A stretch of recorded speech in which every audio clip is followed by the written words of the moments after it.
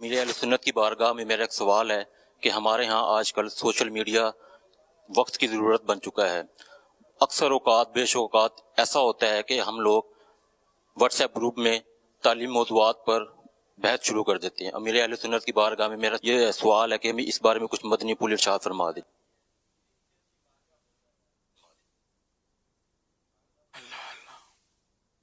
Social media کے تعلق سے تو آئے دن کچھ نہ کچھ مدنی چینل سے بیان کیا ہی جاتا ہے۔ سوشل میڈیا کے فائدے کم اور نقصان زیادہ ہیں، یہ اس کا حاصل ہے۔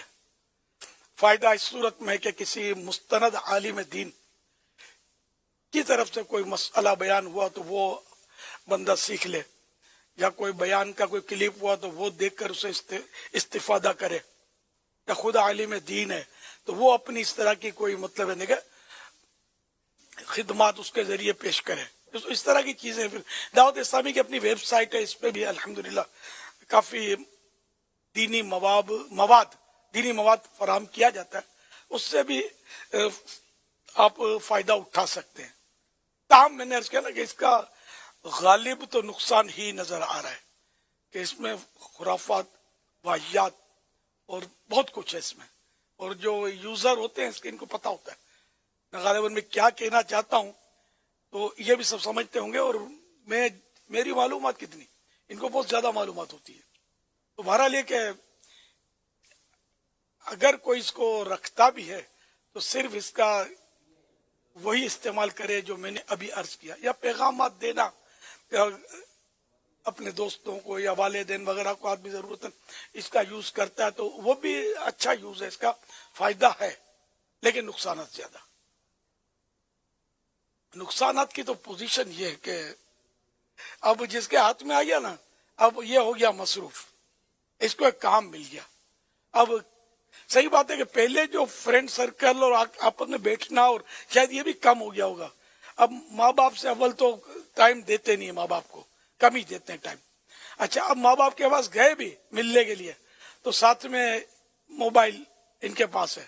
اب ماں بیٹھی ہوئی ہے، باپ انتظار ہے کہ بیٹا ذرا کوئی بات کرے، اور بیٹا ہے کہ مصروف ہے۔ ابو نے کچھ پوچھا کہ ہاں بیٹا اس کا، جی بتاتا ہوں، جی۔ اب اس طرح وہ مطلب ترکیب، اس طرح ماں بیچاری انتظار کرتی ہے کہ بیٹے کے لب کھلے اور ہم کو کچھ ملے، لیکن ادھر بھائی بہنوں کا اور اسی طرح مطلب یعنی کہ دیگر معاملات کا، نمازوں میں بھی چین نہیں، صفوں میں بیٹھے ہیں تو وہ بھی اس کے بعد ہے۔ میں نے یہاں تک دیکھا کہ امام نے سلام پھیرنا ہے، سلام پھیر کے فوراً اس نے موبائل چیک کرنا ہے، یہ بھی دیکھا میں نے۔ یہ صورتحال ہے۔ ابھی بھی جیسے یہ بیان ہو رہا ہے نا، ایک کوالٹی اس کی ہوگی جو یوں کر کے بنا رہے ہوں گے، مجھے اس وقت نظر نہیں آ رہے لیکن بناتے ہیں، میں نے دیکھے ہیں یہ بنا رہے ہوتے ہیں۔ حالانکہ بہترین صاف ستھرے کلپ اور ویب سائٹ پر یہ ہمارے سارے بیانات موجود ہوتے ہیں، ان سے غرض نہیں ہے، یہ خود اپنا جیسا بھی یہ پھیکا بنائیں گے اور خوش ہوں گے۔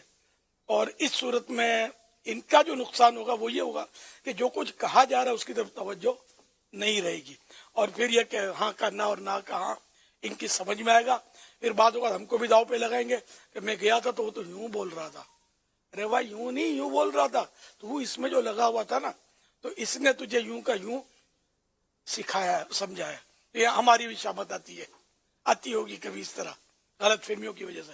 تو اس لیے دین کی باتیں تو ساری سوچوں کو ون سائڈ کر کے صرف ایک طرف لگا دیا جائے اور دین کی بات کان لگا کر سنی جائے تو سمجھ میں آئیے۔ ذرا تعلیمات میں بھی یہ بڑا مطلب مخل ہے، حرج بھی ہے، طلبہ کرام بھی لگے ہوتے بیچارے، اور شاید ایسا ہے کہ میں تو بہت پہلے سے کہتا آ رہا ہوں کہ یہ جب سے آیا ہے نا، تو ہو سکتا ہے کہ جو علماء ہمیں بہترین علماء ملے تھے، اب ہو سکتا ہے کہ اس میں کمی آ جائے، ایسے علماء اب کم ملیں۔ ذہین ہوتا ہے طالب علم، لیکن اپنی ویب سائٹ کھول کے بیٹھا ہے، اپنا پیج کھول کے بیٹھا ہے اور اس پہ لگا ہوا ہے، یوٹیوبر بن گئے، سمجھے، اس پہ لگے ہوئے ہیں، اور بعض اوقات یہ ایسے یہ مسئلے کر رہے ہوتے ہیں، یہ جو نوزائیدہ جو क्या बोलूं मैं, मतलब मौलाना जो होते हैं ये बातों ऐसे गलत सलत मसले वो दाग रहे होते हैं अपनी मर्जी से।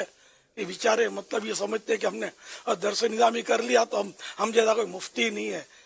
उन्होंने दिल्ली दूरस्त, आसान नहीं है मुफ्ती बनना या आलिम बनना या दीनी मसाइल को बयान करना। इसमें बहुत मतलब है कि मंजिल कठिन है, हर एक का काम नहीं है। क्यों अपनी आखिरत को दांव पे लगा रहे हैं? मसाइल तो सिर्फ उन्हीं से मतलब हमें लेने चाहिए कि जो पक्का आशिक रसूल सुन्नी और फिर मुफ्ती हो, और मुफ्ती वो हो जिसका ताल्लुक दारुल इफ्ता से हो। ये मेरा मदरी भूल याद रखना। जो मुफ्ती स्टेज का होता है ना, वो धड़ाधड़ जो स्टेज पर खिताब फरमा रहे होते हैं, वो ये नहीं कहते वो गलत कर रहे होते हैं, लेकिन मसाइल में इनकी पकड़ इतनी, मैंने जो तजुर्बा किया है, फिर रहती नहीं है। अपने तजर्बे की बात कर रहा हूँ। ऐसे भी होंगे जिनकी पकड़ रहती होगी, लेकिन मेरा तजुर्बा है कि नाम के आगे इश्तिहार में मुफ्ती लिखा होता है, लेकिन ये कि मसाइल के ताल्लुक से इनको जहमत ना देना गहरे मसाइल में, ये समझ में आता है। हाँ, अगर वो दारुल इफ्ता में भी बैठते हैं और फिर कभी बयान भी फरमाते हैं तो वो उसकी बात नहीं कर रहा मैं। जिनका दारुल इफ्ता से ताल्लुक नहीं, वो सिर्फ मतलब बयानात कर रहे होते हैं, तो वो मतलब ये देखिए ज़ाहिर है कि एक वक्त में आदमी एक काम कर सकता है, 10 काम नहीं कर सकता। तो मसाइल ऐसी इसमें मतलब पेचीदगियां होती है कि ये फील्ड थोड़ा सा छोड़े ना तो ये मतलब इसके कवायद जवाबित उसूल ये सब फीके फीके और मतलब धुंधले हो जाएंगे और फिर वो मसला नहीं बयान कर सकेगा। फिर ये कि बाज़ औक़ात अपना मान रखने के लिए या अपने नाम की लाज रखने के लिए ये कुछ का कुछ बोल देगा और अपनी आखिरत दाव पे लगा देगा इज्जत बचाने के लिए। बाज़ औक़ात हर एक नहीं करता ऐसा, एक जनरल बात कर रहा हूँ, ऐसा होता है। मतलब कि ये बहुत रिस्की मामला है। मेरी उम्र मसाइल बयान करते हुए गुजर गई, लेकिन मैं मुफ्ती साहब को पूछ के चलता हूँ। जो मदनी मुज़ाकर देखते हैं इनको पता है नहीं, मतलब हर मसला याद नहीं रहता। हजारों सफ़े मैंने अल्हम्दुलिल्लाह वो देख लिए, लेकिन मुझे याद पर एतमाद नहीं होता कि नहीं साहब मुफ्ती साहब क्या बोलते हैं। कई मसाइल में ऐसा करता हूँ मैं, डर लगता है कि कहीं नहीं मैं अपनी अन्ना के लिए कोई हर सवाल का जवाब देना अपना मतलब कोई फर्ज मनसबी समझ लूं और मसले बताता रहूं, आखिरत में कुछ का कुछ हो जाए। अल्लाह पाक हम सबकी आखिरत बेहतर करे, दुनिया भी बेहतर करे। तो इसलिए सिर्फ अपनी अन्ना के लिए नहीं बल्कि अल्लाह की रजा के लिए हमें मतलब यानी कि ये सब काम करने हैं। सल्लल्लाहु अलैहि हबीब सल्लल्लाहु अलैहि मुहम्मद।